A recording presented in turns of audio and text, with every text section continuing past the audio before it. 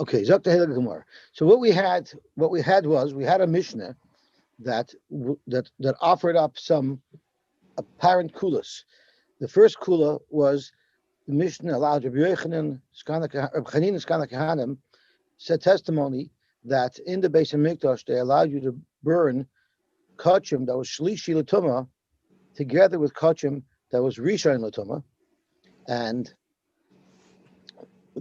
that would in fact make the shlishi l'tuma into a sheni l'tuma. So that's one kula, and there was a lot of raid in the Gemara. There are those who learned that even the shlishi l'tuma that it was only the rabbanon. So there was a tzad to say that you can have something that midaraisa is really completely tohar. It's only tamei midrabanan. Yet you're allowed to burn it together with a rishon l'tuma that's tamei midaraisa. So you're actually taking something that's tohar and making it tamei. From there are those who wanted to learn. Reb Meir, according to the first shot in the Gemara, Reb Meir wanted to deduce from there that just like I could take kachim that's midaraisa not tamei at all, and make it tamei by burning it together with a rishon. So by the same token, I can take chametz that's right now. I can take chametz that's truma tahira, that there's no problem with it, and I'm allowed to burn it together with chametz that's truma tameya, even though I'm going to end up making that truma tamei, because it's not much different than taking meat that midaraisa is tar, and you're burning it together with other meat, and you're making it tamei. That was one understanding of Reb Meir's halacha, because that's really what we're focusing on, is how it's relevant to Pesachim. And the shaila of our sugya, the focus of our sugya is, are you allowed to burn truma tahira with truma tameya? There was another option as to where we can extract this halacha from. Again, the halacha that you're allowed to burn truma tahira with truma tameya and not be concerned that you're going to make it tamei. And that was from Rabbi Yeshua. And the Gemara actually quoted, and this was Rish Lakish talking, and we're about to learn Rabbi Yochanan, who seems to agree, who actually is going to disagree with Rish Lakish. But Rish Lakish said that the makar of our halacha is not from our Mishnah at all. It's from a separate Rabbi Yeshua. And the Gemara brought down two Rabbi Yeshuas, and they're both going to be somewhat relevant. The first Rabbi Yeshua was if you had a barrel, let's say of wine, that was truma, and it was a suffix tuma, there's a machlokes between Rabbi Yeshua and Rabbi Eliezer if the commandment of hinin nasati lachemesh mishmeres trumoisai, the commandment that Hashem gave to Kohanim to make sure that truma does not become tamei, does that apply only to a vadai tamei? I'm sorry, does that apply both to truma tahira and to truma that's suffix tamei, or does it only apply to truma that's tahar? So Rabbi Yeshua hold that the only truma that one must protect from becoming tamei is truma tahira. But if you have truma that's suffix tamei, that you do not have to protect. That was one Rabbi Yeshua, and the Gemara said from there you don't learn anything, because Rabbi Yeshua never said you could make that truma tamei.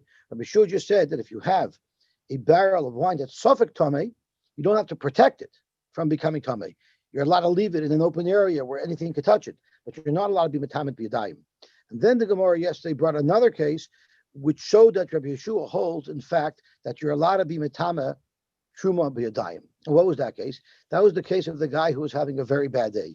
He had $100,000 worth of wine in his wine reservoir that was under his wine press. And then on top of his wine press, some genius brought a big barrel of truma.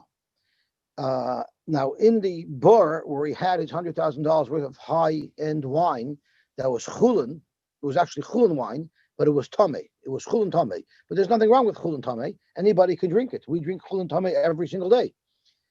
But on top of the press, some genius put a barrel of wine that's truma that was terribly leaking.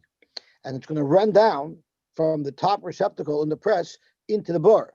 The moment it runs into the bar, it becomes tamei because it comes in contact with the wine in the bar that's tamei.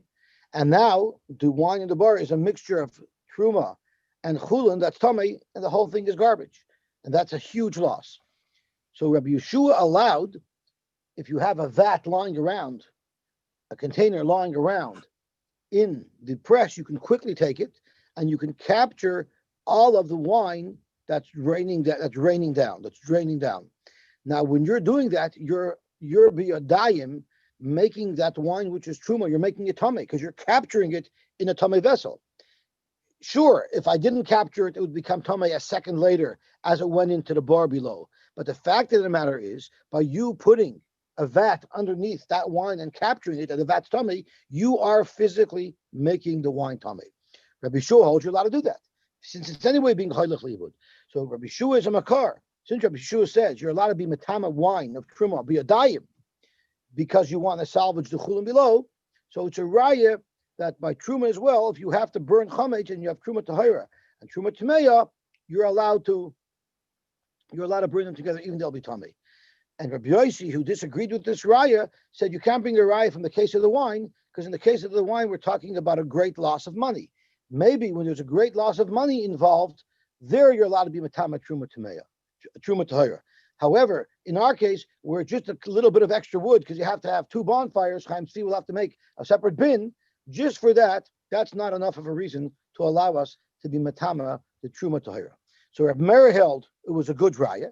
Reb Meir held you could bring a raya from there that you are allowed to be matama the truma tahira by burning it together with the truma tameya, and Rabbi Yosy felt you couldn't bring a raya from there. Now let's analyze this machlokes. Rabbi Yosy held you're not allowed to burn the truma tahira and the truma tameya together. Yet Rabbi Meir does allow it. So the question is, where are they arguing?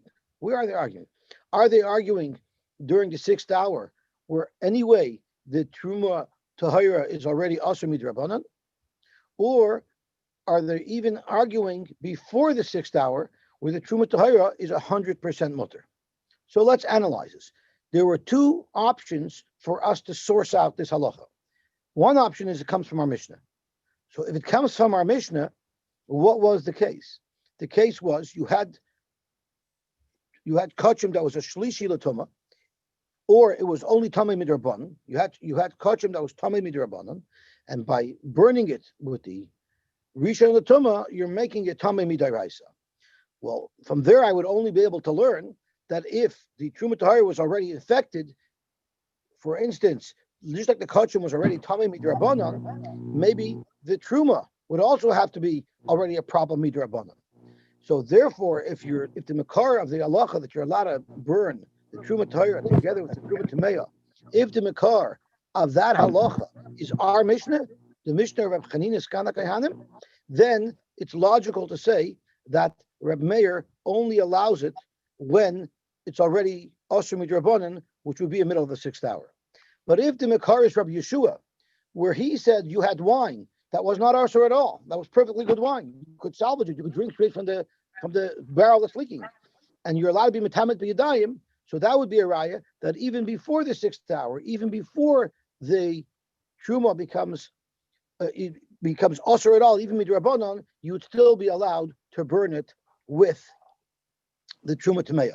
So if you learn it from Rabbi Yeshua, you learn that you could be metamet the truma tahira even before the zman hayasir.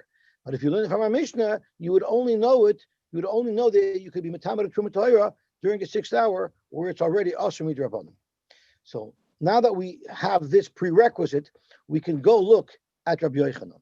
Rabbi Yochanan said the following: Amar Basim Rabbi Yochanan, machlokes b'sheish. Where does Rabbi Yosy prohibit you from burning truma tahira truma tameya?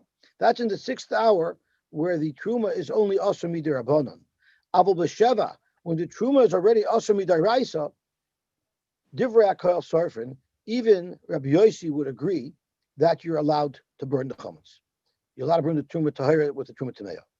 Amalei Reb Zera Arbasi, based on Rabbi Yochanan's comment, I would argue that Rabbi Yochanan learns shot in the Mishnah that Reb Meir gets his halacha from the case of Reb Chanina Skana Kaihanim. Neima kasav Rabbi Yochanan masnisin ba'ava tuma d'oraisa uvlara tuma d'rabanan. Our Mishnah is speaking about where the one meat was shlishi midrabanan, one meat was rishon midoraisa, and therefore only because there's a nisa d'rabanan he doesn't allow it, but with a nisa d'oraisa he would allow it. Umay midivrayim, and what does it mean midivrayim when Reb Meir said Midivrayim, I know that you're allowed to burn Truma Tahayim, Truma Tameya. It's Midivrei Rabbi Chanina Skana Kehanim. And based on that, it should also extend to the fact that Reb Meir, who is matir, would only be matir to burn the Truma Tahir with the Truma Tameya during the 6th hour, where it's already also midrabanan, and it parallels the Tuma Derabanan of the Reish of the Mishnah. And not like Rabbi Yeshua, because if Reb Meir was learning the halacha from Rabbi Yeshua, then he should have been matir even before. So in fact, he said that is correct.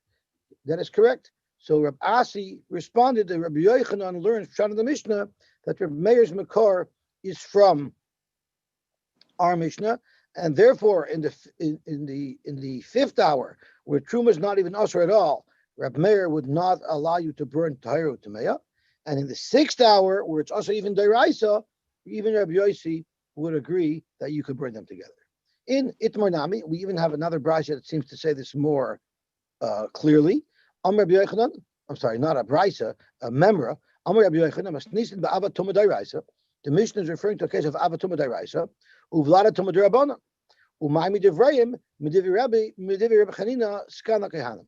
So it's very clear that Rabbi Yochanan learns the Mishnah that Rabbi Meir's makar is Rabbi Chanina skana kehanim, and therefore machlokes b'sheish, the only place where Rabbi Yosy argues on Rabbi Meir and prohibits burning the Truma Tahira with the Truma Tameya is in the 6th hour, where the Truma Tahira is only Asr Midrabanan.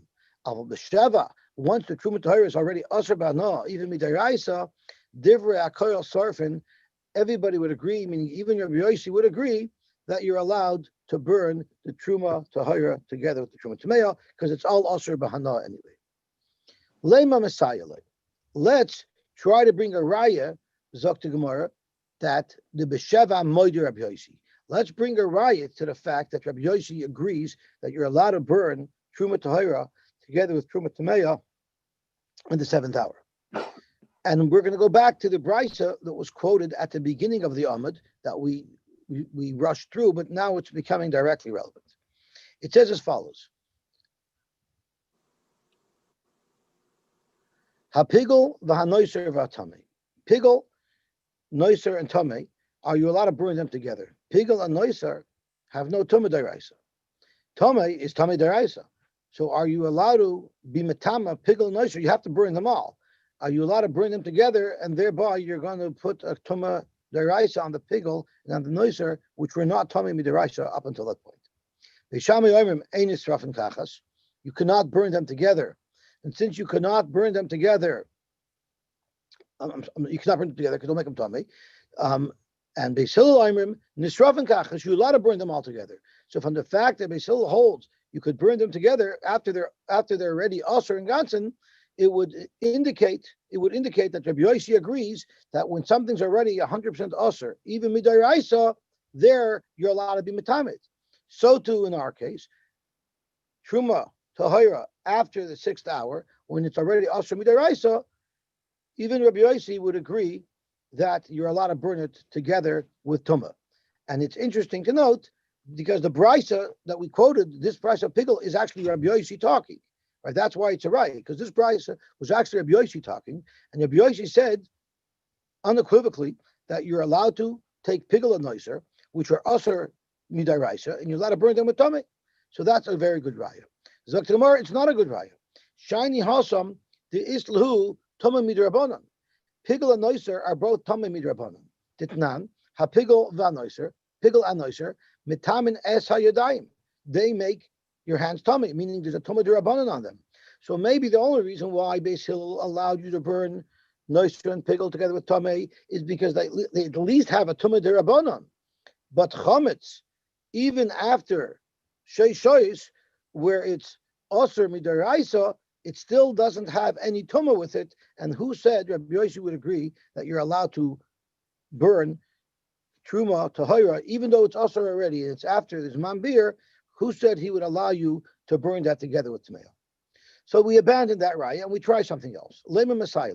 So again, we're looking for proof that Rabbi Yosy would hold that in the 7th hour, Paschat Tzois, where the Truma is anyway Asr Bana, then you'd be allowed to be metamed by burning it with truma tameo. Hapas se'ipsha. You had bread that rotted out. V'nifsala milecha la'adam. A human can no longer eat it, but ve'akelav yochel la'achla. So it's still, therefore, since it started off as good bread and now it's deteriorated, it still retains its status of bread because it's still edible to a dog. Therefore, Zok the Brisa, Metama Tumas Oichlin. Because it still has a din of Oichel, and an Oichel is subject to Tuma if it's at least the size of a Kabeya. And Zok the Brisa, Vinisreves imatmeya bepesach. And bepesach means Erev Pesach. When you're burning your chametz in the 5th and 6th hour, you're allowed to burn this pas with Tumeya. Now, Rashi explains this pas that we're referring to is pas of Truma. So if you have a rotten piece of bread that's Truma, you're allowed to burn it with Tuma, meaning you're gonna be subject to become Tome. So let's think about this for a second. This proves without a doubt that you're allowed to burn spoiled food. You're allowed to burn spoiled food if the truma is spoiled, so it's not so good. There, the Brisa says you'd be allowed to burn it and make it tameh. The Gemara holds that if before it's osur b'hana, rotten bread. Let me just mute somebody because it's a little bit annoying. Let's see. I don't know where it's coming from. I'm going to mute everybody for a second, and then whoever wants to unmute can unmute. Okay. Sorry about that. So Zok to Gemara weiter. So from here you see rotten bread, even before Zman Abir, you're allowed to be metamet. Rashi tells us that we can make a stretch. If rotten bread, you're allowed to burn and be metama before it's osur bano, then after the 6th hour, when it's osur bano, every bread you should be allowed to burn and make tameh. So you have a riot that this brisa holds that after the 6th hour, you're allowed to burn truma tahira or truma tameh. But that's only half the problem. How do we know Rabbi Yosy is the author of this brisa?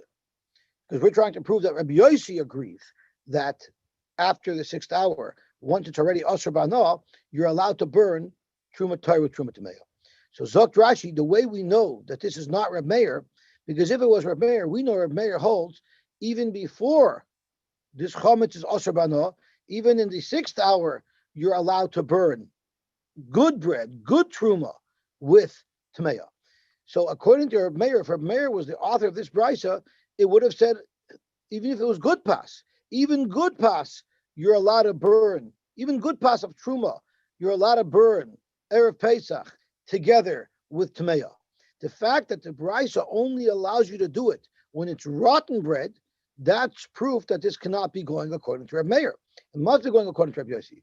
And according to Reb Yosy, if you add an additional mitigating factor that the bread is rotten, that will be enough to allow us to be metamet and to burn it with tmeya, even though it's truma. And from there, we stretch it one step further, that if it's good bread, but it's after the 6th hour, where it's also midaraisa, we'll look at it like it's rotten, and that would also be mutter. So this is the raya that the Gemara wants to bring, that even Rabbi Yosy would agree that once the chametz becomes asher b'ano midaraisa, it's after chatzos on Erev Pesach, you would be allowed to burn truma tahira with truma tameya. So tomorrow you don't have a raya. Shiny hosam the afra ba'almahu.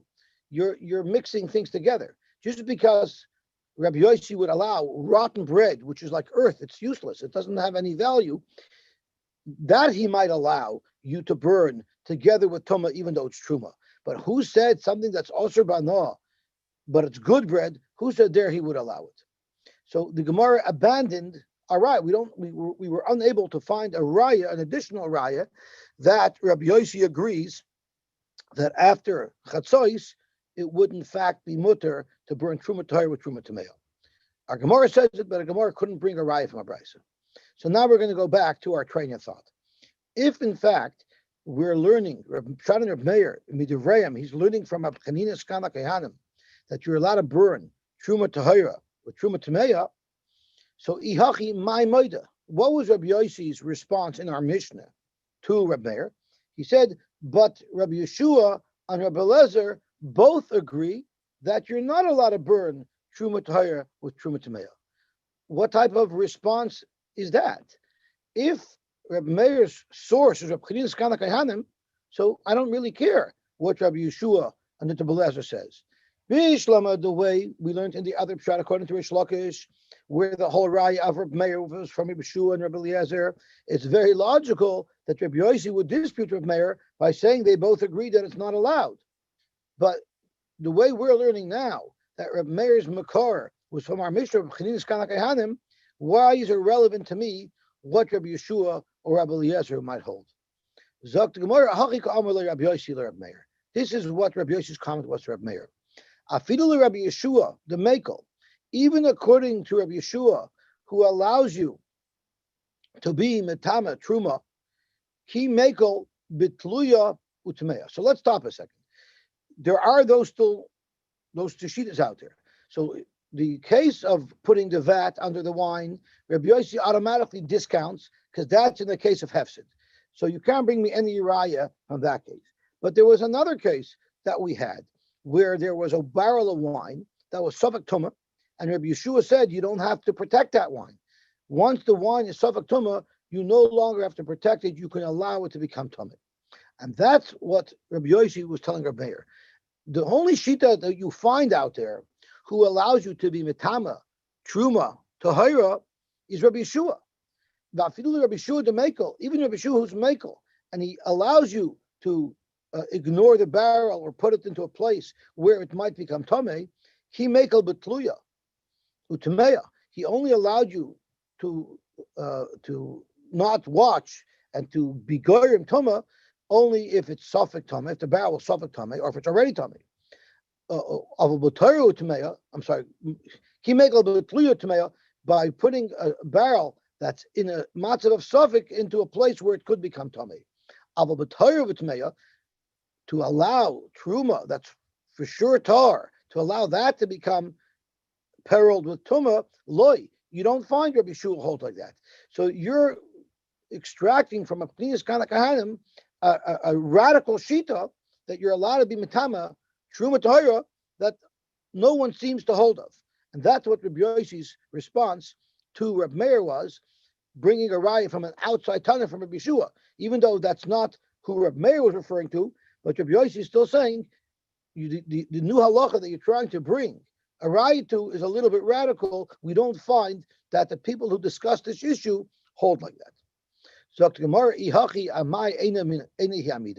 Rabbi Yosy also said that you don't, your raya itself is not a good raya. But if you think about it, where was Rabbi Meir's raya from? It was a raya from Rabbi Chininas Kana Kaihanim. What was the case of Rabbi Chininas Kana Kaihanim? You had meat that was not tamei midaraisa, and you're making it tamei by mixing it together in a fire with meat that's tamei midaraisa. So that's a very good comparison to our case. You're taking truma that's asur midarabanan in the 6th hour, and you're burning it together with truma that's tahar. So midu midahi. Why would Rabbi Yosy say that Rabbi Meir's raya isn't a good raya? It seems to be a pretty good raya.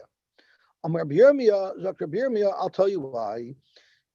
Because our Mishnah, the case of Rabbi Chininas Kana Kaihanim, that's talking about this meat that's a shlishi, it's not just a plain shlishi. There's another complication that we're going to add to this shlishi l'tumah. Hacha b'basar shenitma b'mashkin shenitnu machmas sheretz. We're talking about this basar that came a shlishi. The source of the shlishi was mashkin. And since the source of the shlishi was mashkin, Rabbi Yosy l'tamei. Whether or not mashkin could be tamei midaraisa is a machlokes tanoim. Rabbi Meir l'tamei, damer tumas mashkin l'tamei acherim derabanan. Rabbi Meir holds mashkin that becomes that in order for mashkin to be mitama something else, midaraisa it cannot be mitama something else. It could only be mitama something else midarabanan. So according to Rabbi Meir, the meat in our Mishnah, in the case of Rabbi Chininas Kana Kaihanim, is only tamei midirabanan. So since it's only tamei midirabanan, he has a very good raya that something that's only tamei midirabanan, you're allowed to be metame midaraisa. So truma that's only also midirabanan. In the sixth hour, you're allowed to burn it together with truma tameya and make a tamei. But Rabbi Yosy tamei, damar tumas mashkin latama achem dairaisa. Rabbi Yosy holds that this meat that's a shlishi latoma in our Mishnah is a dairaisa dekatoma. So you only have a raya that if you have something that's a shlishi midiraisa, you're allowed to make it into a sheni midiraisa when you burn it. But in our case, where our chametz is not ashta midiraisa at all during the sixth hour, who said that you should be able to burn it together with truma tahira? And therefore, Rabbi Yosy disagrees. So at the end of the day, the way Rabbi Yirmiyah is learning, the whole machloikus between Rabbi Yosy and Rabbi Meir is it's not how to understand, is how to approach the case of Rabbi Chanina Skanakayanim. Rabbi Yosy holds the case of Rabbi Chanina Skanakayanim is speaking where the meat that's a shlishi l'toma is tamei midai raisa, and therefore you can't bring a raya to our case in the sixth hour where the chometz is only asur midrabanan. And Rabbi Meir learns that the Tuma in our Mishnah is speaking about a Tuma d'Rabbanon, and therefore you could bring a raya to chometz that's asur midrabanan, that you'd be allowed to burn it together with truma that's Tuma midaraisa. So they both agree on what Rabbi Chanina is talking about, but they have a machloikis what its status is. The question is since the source of this Tuma, this meat, came from mashkin, that would automatically determine whether or not this is Tuma midaraisa or not. According to Rabbi Yosy, it would be Tuma midaraisa, and according to Rabbi Meir, it would only be Tuma midrabanan. The Tanya. So now we're getting into a new sugya of Rabbi Yosy, who holds that Tumas mashkin l'tamei acherim is deraisa, and Rabbi Meir holds Tumas mashkin is derabanan. The Tanya. So now we're out of this sugya and we're getting into a whole new sugya of Tumas mashkin, if it's deraisa or derabanan. So Yosy, just on this case, so it's the meat that was the rishon was metama b'mashkin from a sheretz. No. And now, no. The meat that was a rishon is a rishon midaraisa. The meat that was a shlishi got its tuma from a sheretz. So the sheretz touched one piece of meat and made it into the sheretz touched a mashke and made the mashke into a rishon. The rishon touched a piece of meat and made that meat into a sheni, and that sheni touched this piece of meat, which made this piece of meat into a shlishi. And so the machlek is whether that because there's a mashke in the middle of that chain, it's the rice or not. It's a famous game. It's called mashke in the middle, and if there's a mashke in the middle, it might undo the deraisa and make it into a derabbanan. That's precisely what the shaila is. So once a mashke, you mean the other way around, undo the derabbanan and make it a deraisa. What do you mean? No, the mashke makes it the sheretz is tumah deraisa. Right. The sheretz is tumah deraisa, and when it conveys the tumah to the next item, if it passes through a mashke, the mashke stops the tumah deraisa, and now it's only a tumah midrabanan from here on down. That's what Reb Meir holds. Rabbi Yosy holds no, the mashke is a tumah deraisa. Mashke softens things, right? If you have a severe problem, you have a mashke, it smooths things out. Mashke is a very good remedy. Usually in Tame and Tumah Tahira, mashke makes things worse, no? Midrabanan. It's a conduit. That's right. And as a matter of fact, now that you brought it up, I'm going to throw in another little piece.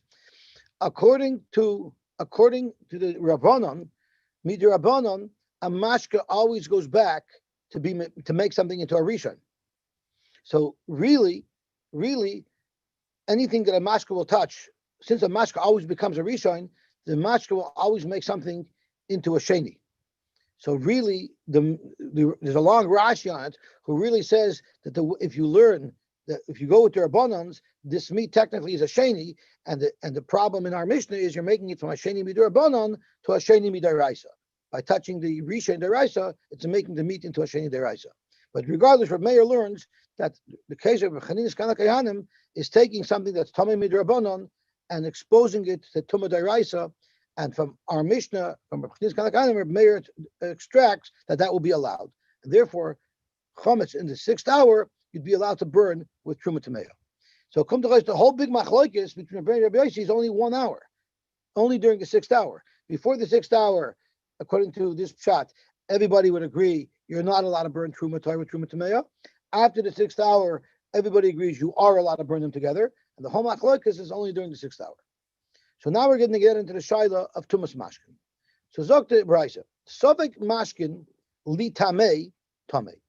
If you had mashkin and you had tuma that hovered near it, and we're not sure whether or not the tuma touched it, so it's a sovik if the mashkin became tamei.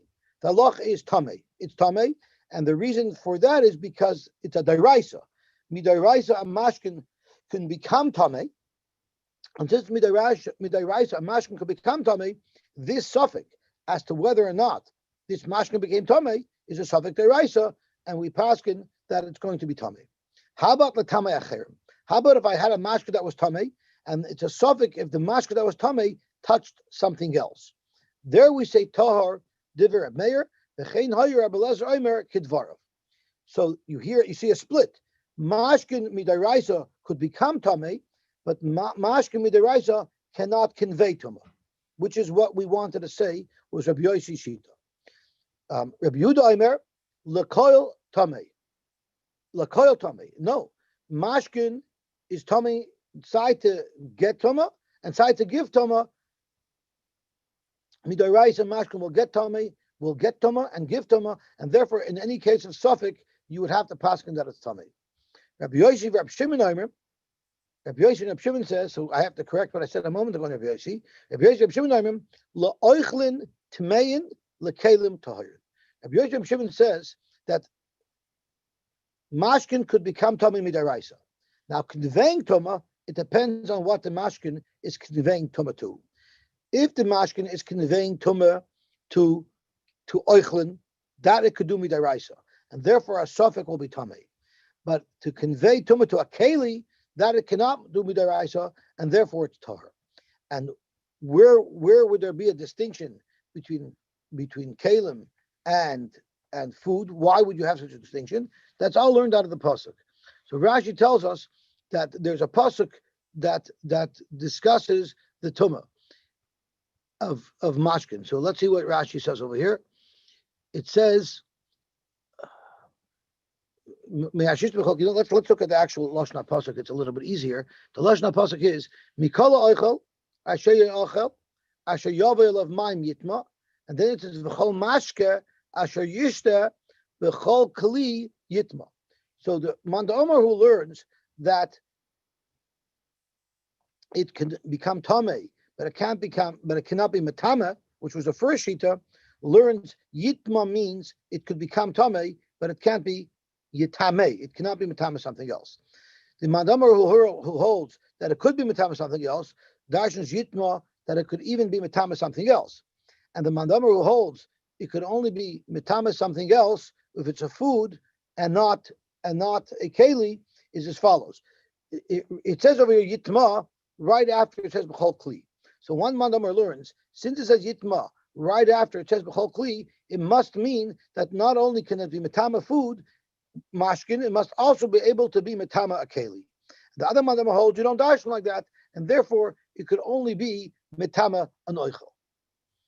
Okay, zok tahil gemara weiter. So we have three shitas here. We have one shita that mashke cannot be metama anything midaraisa. The second shita was mashke could be metama anything midaraisa. And then we have the third shita that's a split. Mashke could be metama oichlim daraisa, but mashkin cannot be metama kelim midaraisa. And what does Rabbi Elazar hold?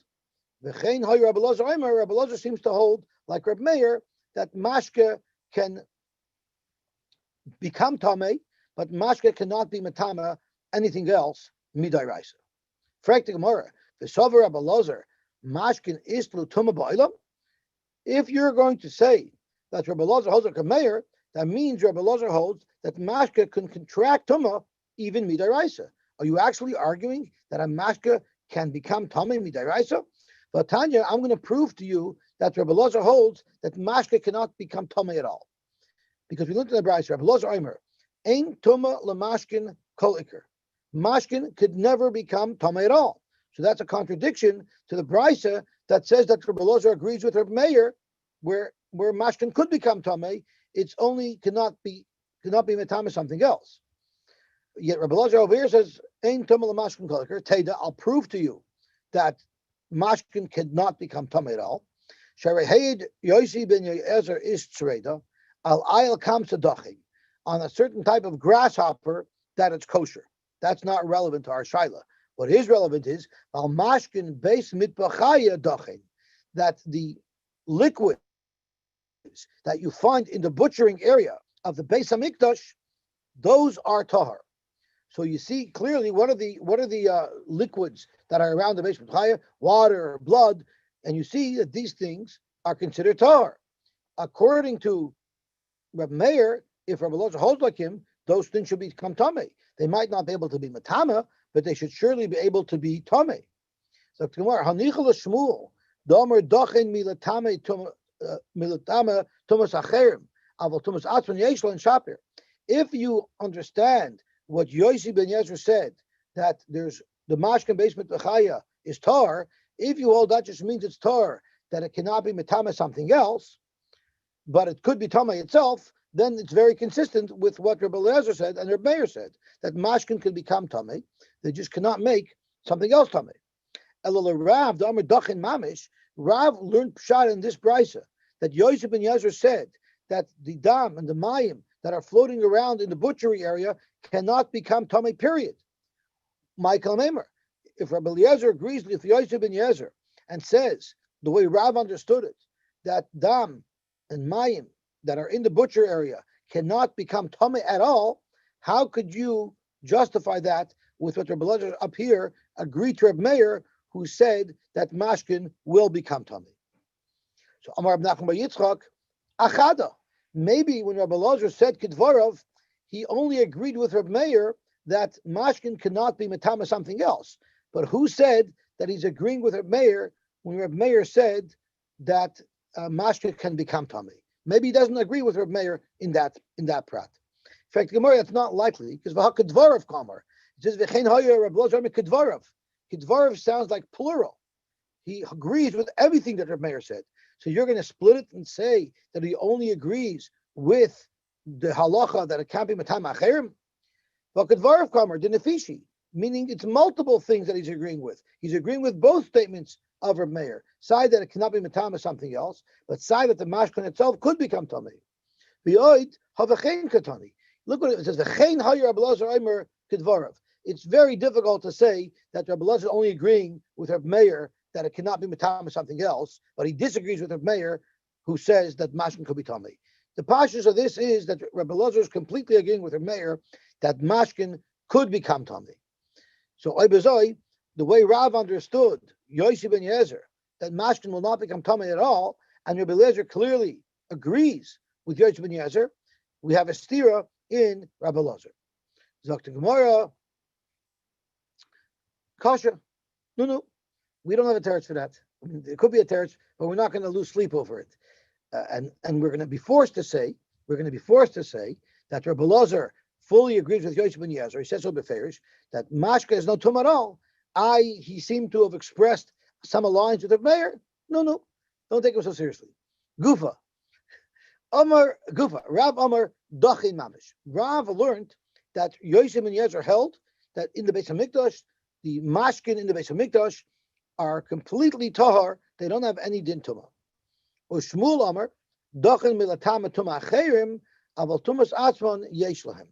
But Shmuel learns in Yosy ben Yezer that in fact, even the mashkin of the Beis Hamikdash will become tamei.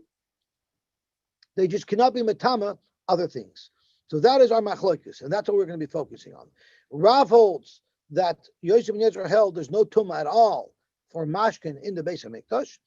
And Shmuel holds there is Tuma in the Beis Hamikdash. It's just that the mashkin in the Beis Hamikdash will not be matama anything else. So Zok to Gemara.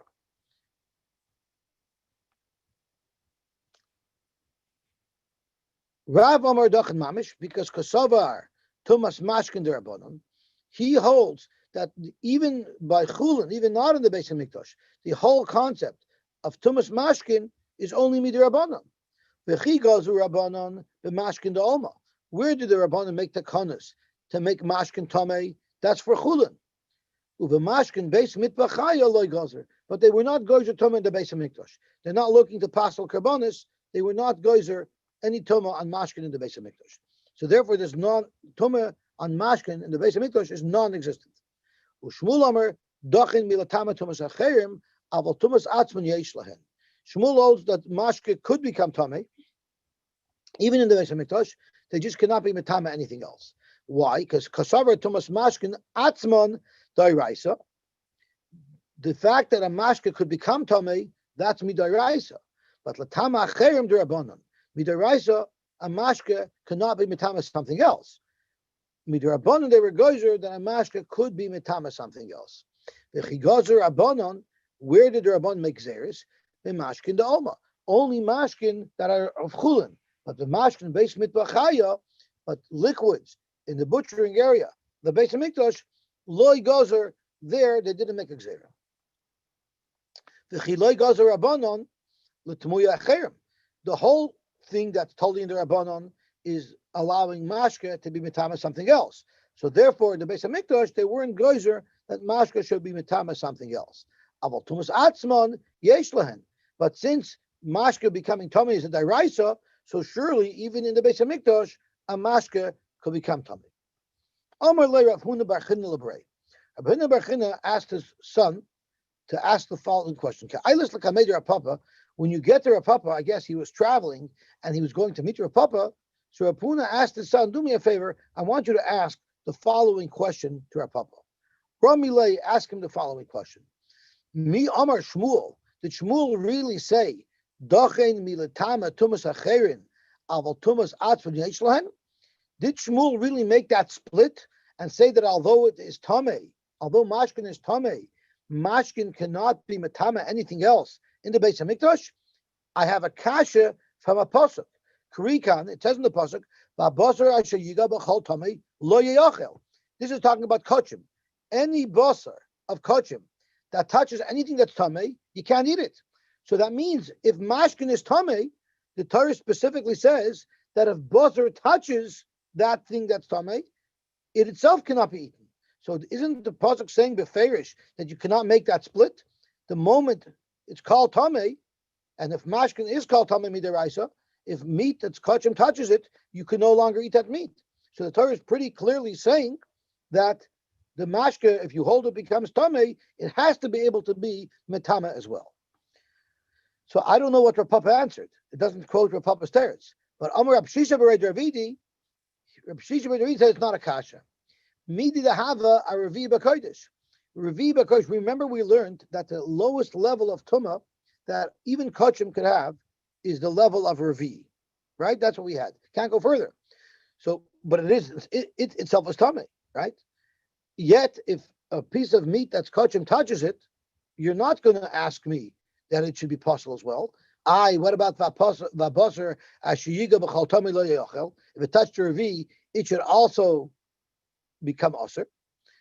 So it's just like you find b'revi b'kodesh, if basar of kachim touches it, it won't become aser. So huadin, you could say that with mashka. Frank the Gemara, that doesn't make sense. Matzka v'larabashi, revi b'kodesh lo ikri tamei. We learned that when you at the end of the line, you don't call that tamei anymore. You call that posel. So therefore, you can't ask me kasha v'abosher yashiga b'chol tamei lo yochel. What about a revi? Because that's not called b'chol tamei. That's posel. But the mashka is called tamei. Zok to Gemara, hi ikri tamei. The mashka is called tamei. So you might have a kasha. So the Gemara says we'll live with that kasha as well. So the Gemara this morning has thick skin. It's not being bothered by these small kashas of nusach. We're not concerned that Rebbe Lezer only holds halfway like Reb Meir, and we're not concerned that the mashke shouldn't be mitama kachim, meat of kachim. Tashma, b'chol mashke asher yishta b'chol kli yitma. So let's have a look. It says in the pasuk, we learned it earlier, mikala eichel asher yachel asher yaveh alav mayim yitma. This is talking about a klicheres that's tamei, food that ends up in this klicher, any food that ends up in this klicheres will become tamei. Mikala eichel asher yachel asher yaveh alav mayim yitma. Now it says asher yaveh alav mayim yitma because we know nothing's going to be tamei unless it's huchshel kabel tuma. It has to get wet. And then the pasuk adds, "B'chol mashke asher yishaseh b'chol kli yitma." So this is a pasuk saying very, very explicitly that mashke that's found in a klicheres, that's tamei, it becomes tamei. So this is a Mefurish pasuk that says that mashke could become tamei. Rav learned in Yosy ben Yezer that mashke cannot become tamei at all. Yet here it says beferish that the mashke will become tamei. So frek the Gemara, it says v'chol mashke asher yishasa v'chol kli yitma.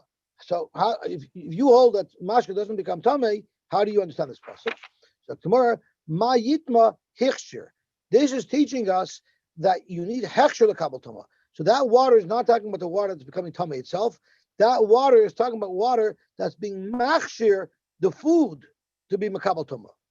Frankly, how could you say that? Hichshir me'reishit to crush shamatlei. We just learned it. The beginning of the pasuk says, "Asher yavel of mayim."